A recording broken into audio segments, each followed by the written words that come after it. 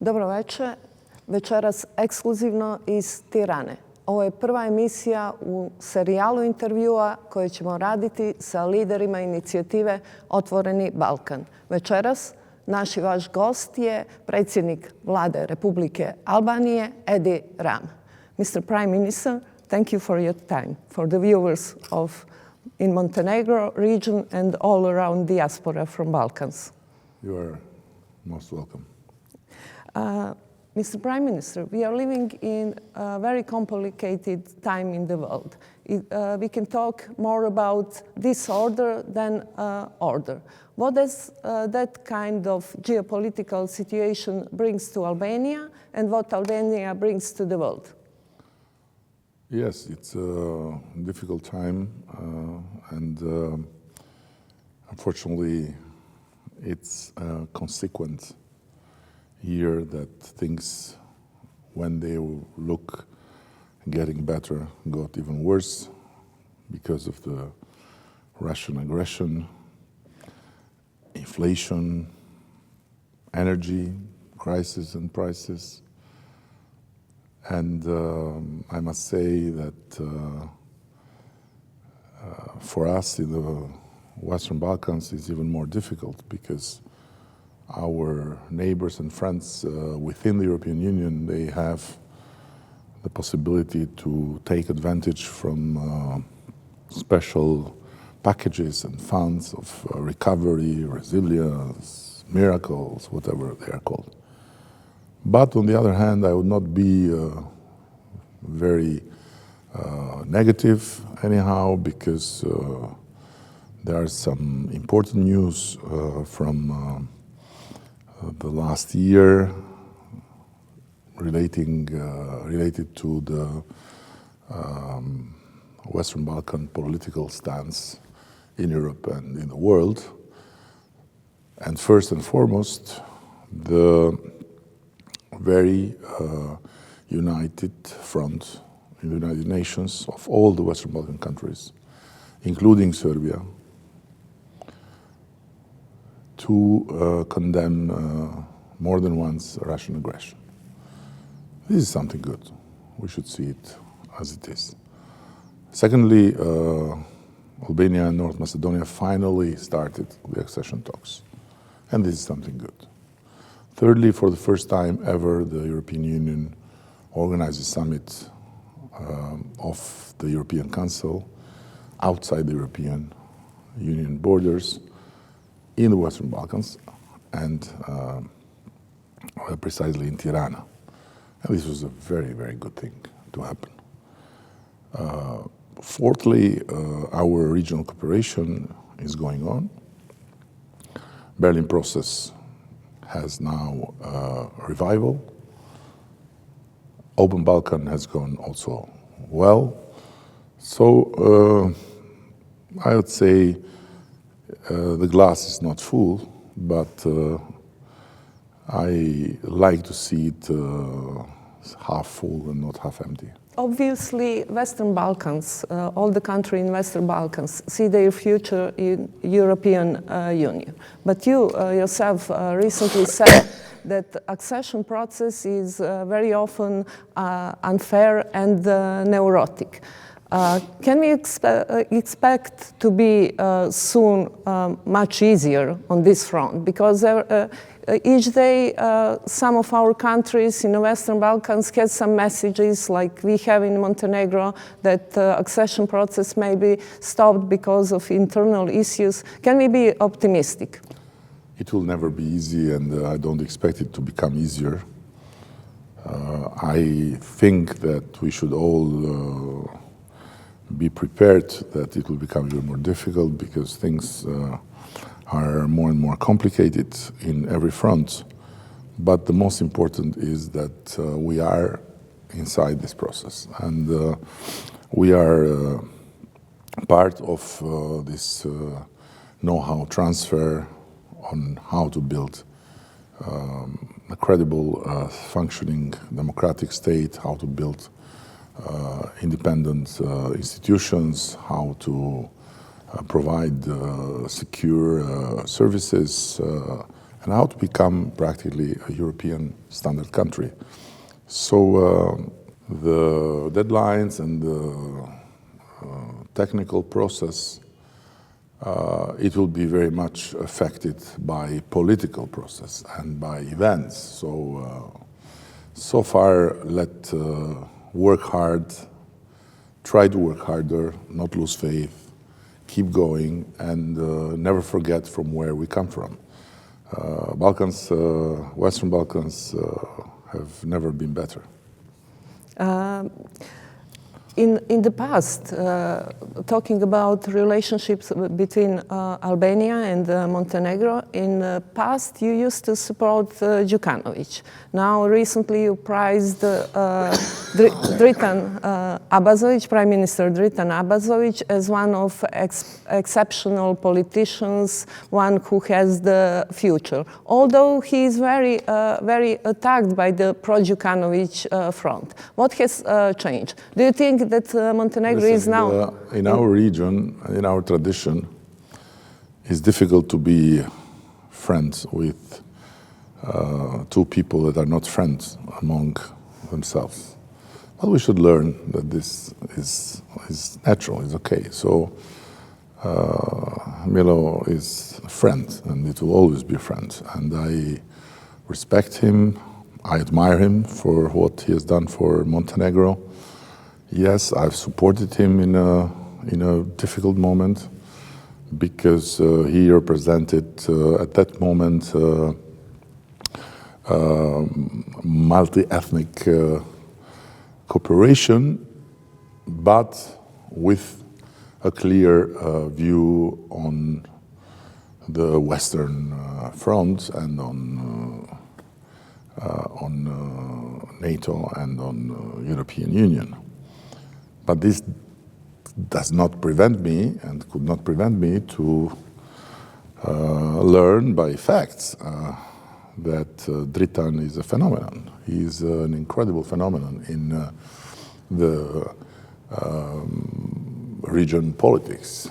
He is the only, in my view, if I'm not wrong, that has succeeded to create a movement that is citizen-centric. It's multi-ethnic in itself. It's open to everyone.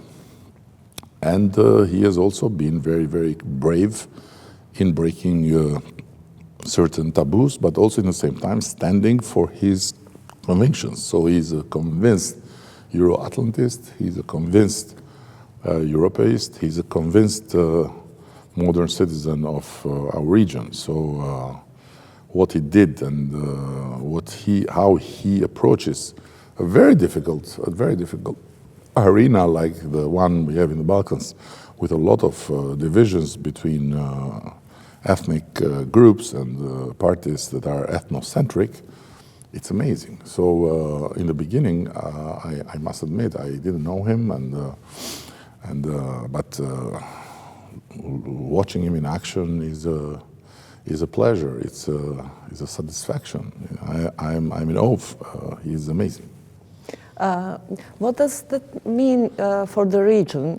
He's the first Albanian to be prime minister in Montenegro. Now we know that region is... He's the first Albanian to be prime minister of Montenegro, but he is also the first prime minister that does not really care to say that he's Albanian or that he's this or that he's that, because he believes and he behaves based on his belief that he's a citizen of Montenegro. And the way he has approached being Albanian, the Serbian community, the way he has dealt with some issues that were pending, it's brave, but it's first and foremost very, very admirable, because the man has no gap between what he says and what he does, which is not very common in politics and in the life.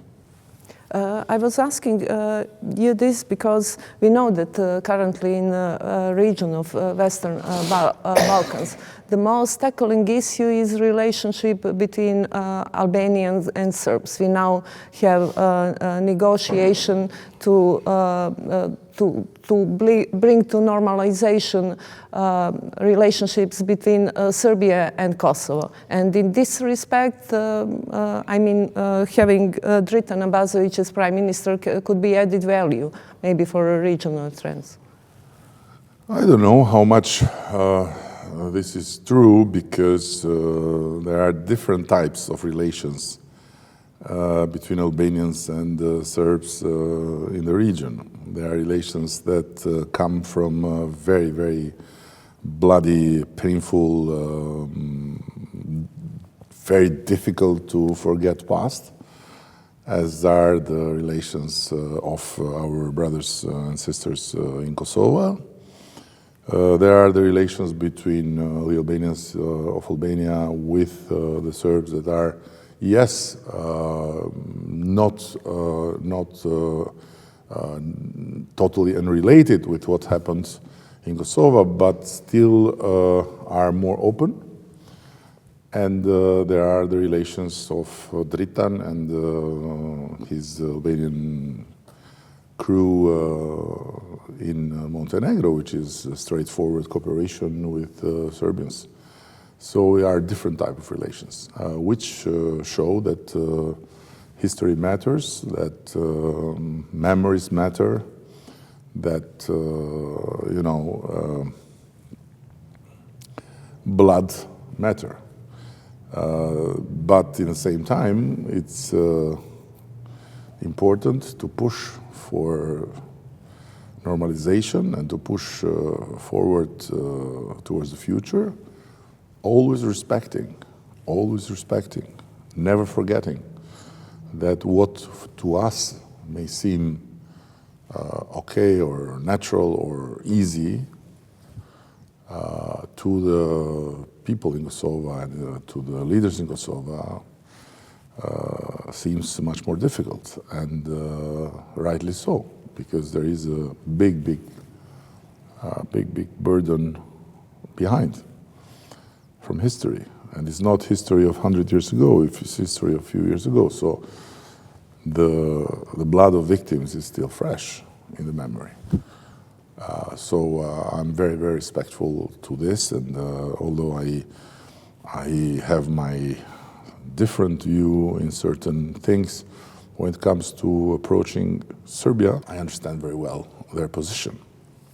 Do you think that this French-German plan is a way for a better future? I think the French-German plan, at least the French-German plan I know, because there are many spin-offs and papers that circulate, but the one that I know, and I believe is the one that it is on the table, is the best thing ever that happened between the two parties in this very, very difficult dialogue. So it's up to them to look into it and to sort it out. You know very well President Vucic, you know the situation also in Kosovo. You think it's realistic that it's going to go forward? I followed the last statement of President Vucic back from Davos, and I think it was quite respectable in the way he standed for the need to go forward. Of course, within his very particular characteristic communication, but it was respectful.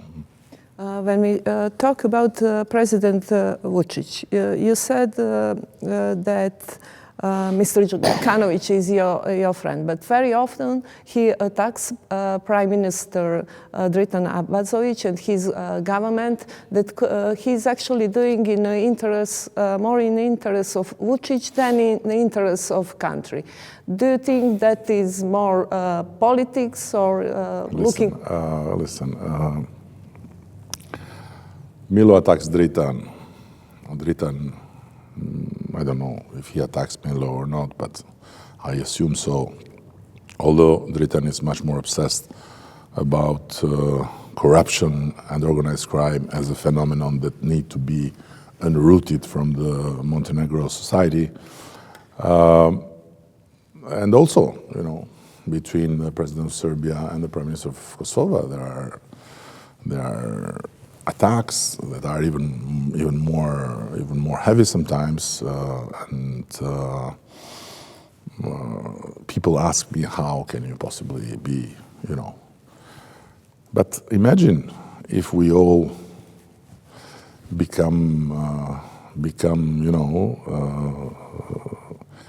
like black and white, and we stay all here or there, and nobody talks to anybody.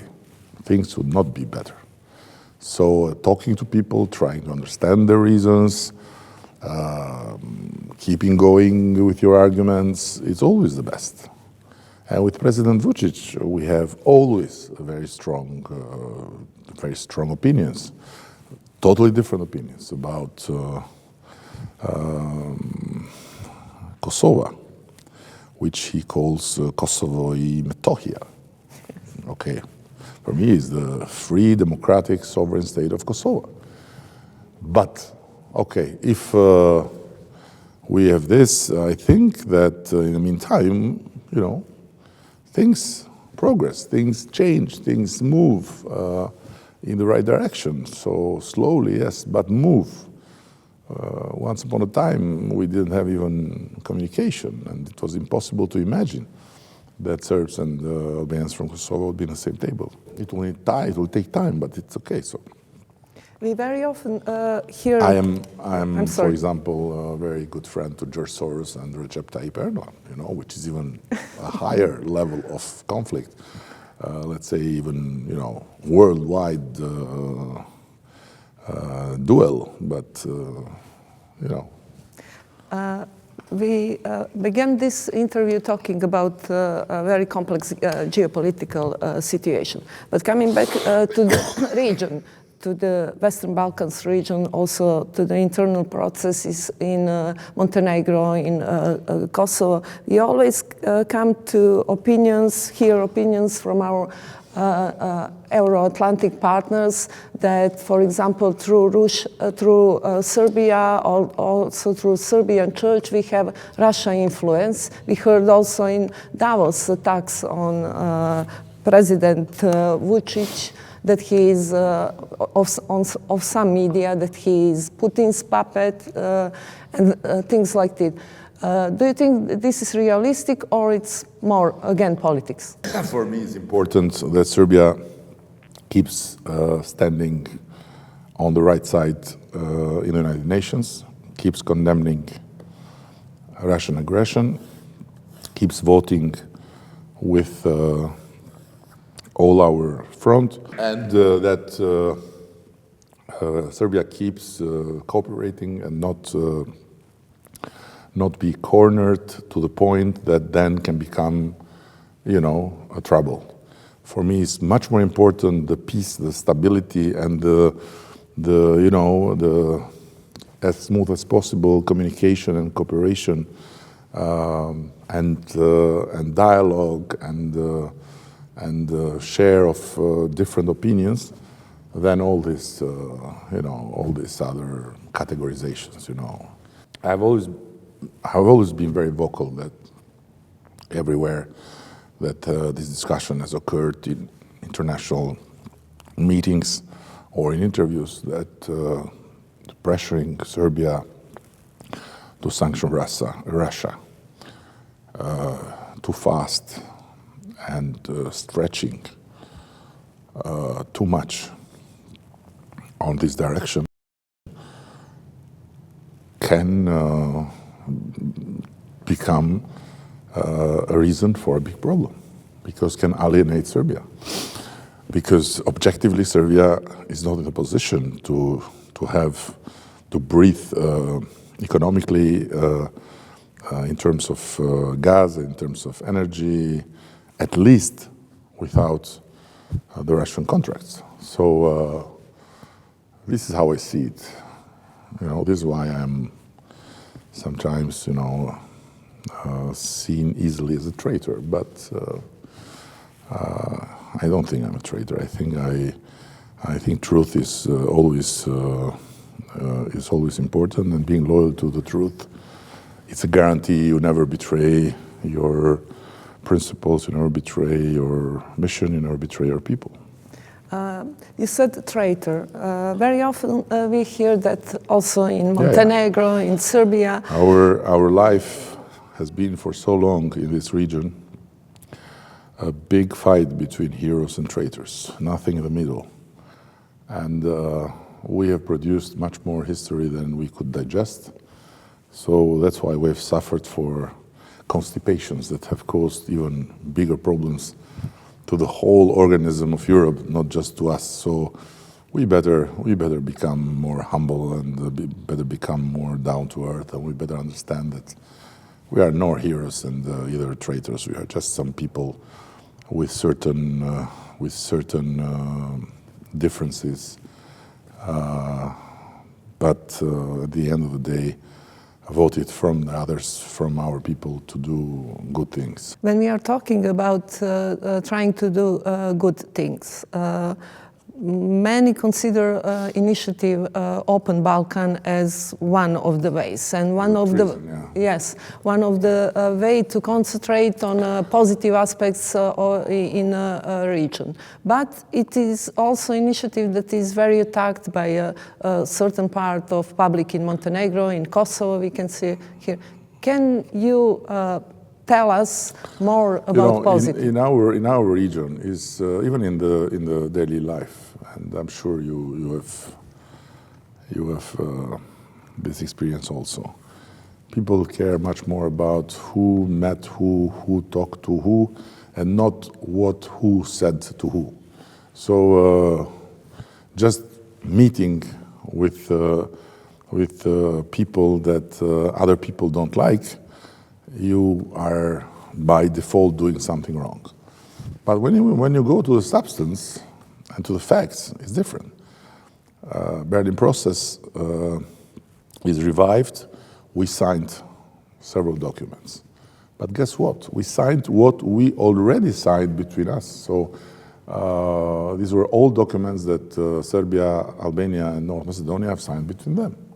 There was nothing else. Why? Because the Open Balkans has been conceived like a mechanism to speed the implementation of the Berlin process, like a mechanism of ownership in implementing what we have decided and agreed and re-agreed and redecided in Berlin summits, but never was implemented, because it's not up to Angela Merkel or to Olaf Scholz to implement what governments in these countries have to implement. It's up to us.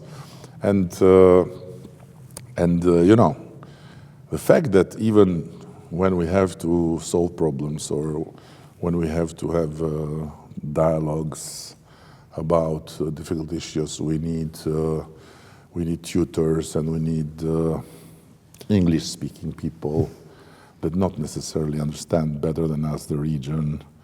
Or within the countries, we need ambassadors to come and we talk to each other in English instead of talking in the mother tongue. It's ridiculous. It's ridiculous. Very often we hear these lines of divisions, for example, in a region, also in the countries. I'm talking now about Montenegro. We have Dritan Abazovic, who is pro-initiative Open Balkans, for pro-participation of Montenegro. Then we have pro-Djukanovic bloc that is attacking this initiative, that it is political, that it is not economic, that it is cover for some bigger states, projects, nationalism. What would you say to your friend, Djukanovic? I've heard this, and it's not just my friend Djukanovic, it's also my friend Albin Kurti that speaks about it like Russian, Chinese conspiracy. You know, these are, you know, this is what has always been in the Balkans, producing more history than we can digest. So thinking that we are so important, that we are so much the umbilicus of the world and everything we do has to do with a Chinese or a Russian or American behind or a CIA or theory of conspiracy. It's easy, but and sometimes people fall for it because we live in an era of series, docu-series, Netflix, and Turkish telenovelas. And you have Turkish telenovelas in Montenegro television? We used to have them in the past much more, but we have them now, but they are not so popular. I always have seen our politics as an extension of Turkish telenovelas, reality of it's reality. It's a lot of wasted time and energy in blaming and shaming each other instead of sharing the differences in a different way, because at the end, the quality of life of a country or of an organization or of a family even is not based on how much you agree with each other, but is based on how you disagree with each other. If you disagree graciously, it's a different quality of life. If you disagree by spitting to each other and by getting the other from the hairs and by screaming, it's a different quality of life. So at the end, ordinary people in their homes watching TV or young kids going through this crazy mirrors of smartphones are the victims. I will ask you a little bit later more about economic aspects of Open Balkans, but first I would like to ask one more political question, because there are some, we hear some opinions, not just from the region, but from abroad, that, for example, people like Djukanovic opposing Open Balkans, that he's actually afraid that he's losing position as address of stability in Montenegro and the region, that he's losing that position to you, Vucic. You will not get me in any way to say anything not positive and friendly about Milo. The guy is really, in my eyes, a monument because of what he did for Montenegro and how much he was able to navigate in really complicated times and through rivers of blood without really having Montenegro hurt. So when I meet him, I always say Kralj. I never see him as a president or prime minister, but and then the internal politics and what he says to Dritan and what it's. Maybe he's jealous about your relation. Come on, why he has to be jealous about our relation? He's tall, he's handsome, he's the history of Montenegro. I'm just one of the prime ministers of Albania. So come on, there are no such categories of jealousy and of things like that between why he has to be jealous? Come on. Only for being address of Western partners. Maybe he and me can be jealous of you, but not about each other.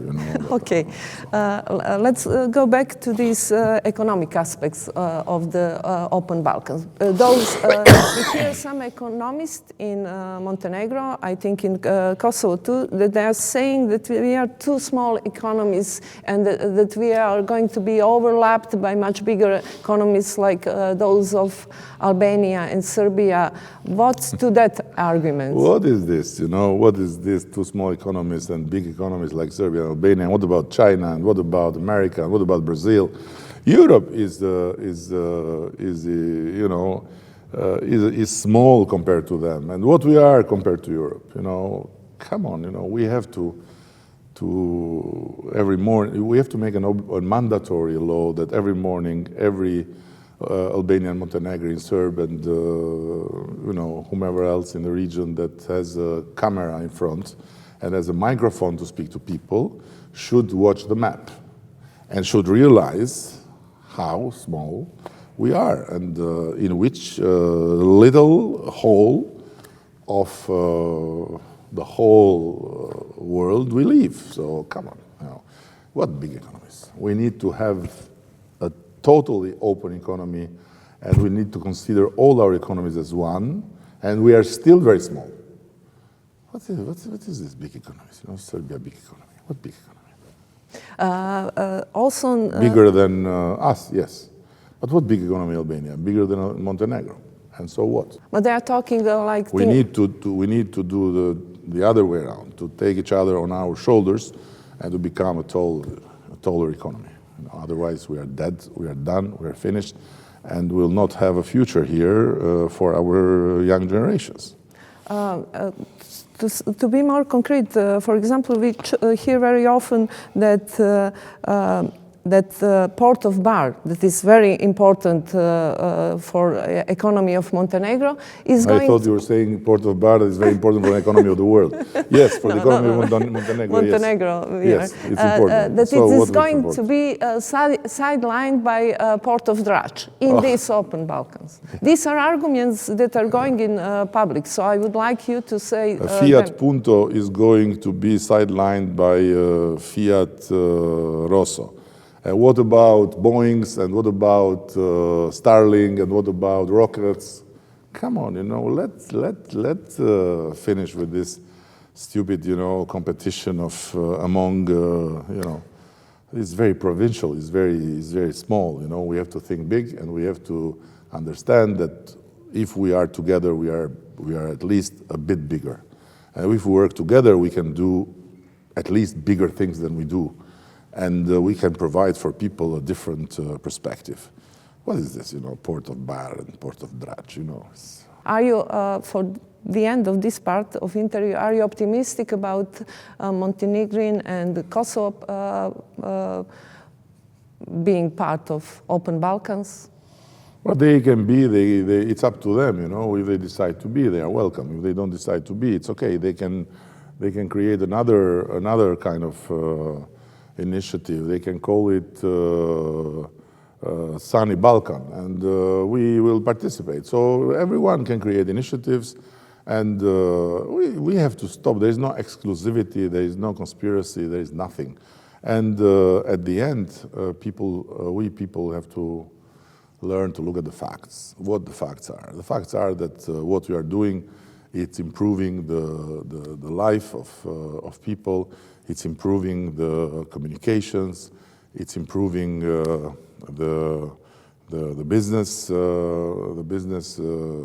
conditions. I saw some numbers, and just the fuel that we saved to our exporters in North Macedonia and Serbia, because of the Open Balkan fast track green line, whatever it's called. It's a huge saving. So where it enters China or Russia in the fuel of farmers in the South Albania that go to sell their tomatoes in Niš or Novi Sad, what is this? When we are talking about better life of a citizen in our region, very often corruption is a very big obstacle for this. Are we doing enough in a region? You said, and Prime Minister Dritan Abazovic, he really started a tough fight against corruption, organized crime. Are we doing all enough to fight this? It's never enough in any direction. You always can do more. But keep in mind that fighting corruption is, on one hand, modernizing your own state to make the spaces of potential corruption tighter and tighter, and to create systems that prevent corruption to happen, improve services and all this, and raise the quality of life, raise the economy, raise the income. So this has to go hand by hand, and this again needs that we think bigger, and we think beyond our borders. We need to forget about the borders, because the time of disputes about borders, I think it's over in this region, not elsewhere maybe, but in this region.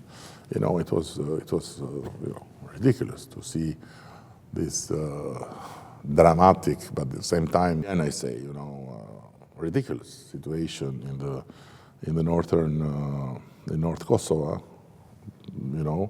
with all this tension and all this, propaganda and all these muscles being shown, and and asking, NATO to bring soldiers from Serbia or other. Come on, these are over. We need to think about people, and we need to think about their life. Do you think that we are opening our borders enough fast? I mean, on the background, and also, and that is corruption, because corruption, the organized crime. Yes. I heard it from a philosopher from Montenegro that open Balkan will stimulate corruption because borders will be open. But closed borders are not a problem for criminals. Closed borders are a problem for normal people, because criminals find their ways, and we know very well the history of our countries. We know very well that closed borders didn't prevent Montenegro from being a safe haven of smuggling for many years in the past. So what is this? Open borders help normal people. Closed borders favor criminals and create much more collusion between criminals and authorities, because it's as I said, you need to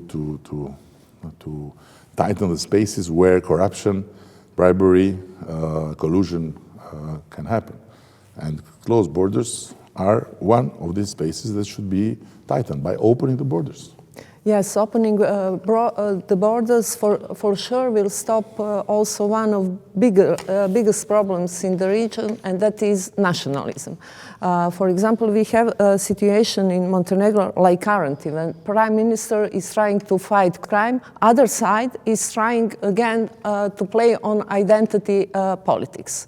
I heard also in preparing this interview that that your opposition is attacking you regarding these schemes that I played in school, that you are trying also to play that in identity card to not to speak about corruption and everything. Is this true? Listen, first of all, I don't talk in any foreign language about my opposition. This is something I never do with any journalist, so don't get offended if I don't comment them, because I don't think it's ethically okay that you get out of home. We can talk about you in get out general. of home, you meet a tourist in the plaza of Ulcin, and then you tell him how bad people are at your home. It's not possible. We can talk in general. But that's the issue. First, second, I would not enter in your party politics, as I said, one side, the other side. But what I can say is that singing the anthem is not has nothing to do with nationalism.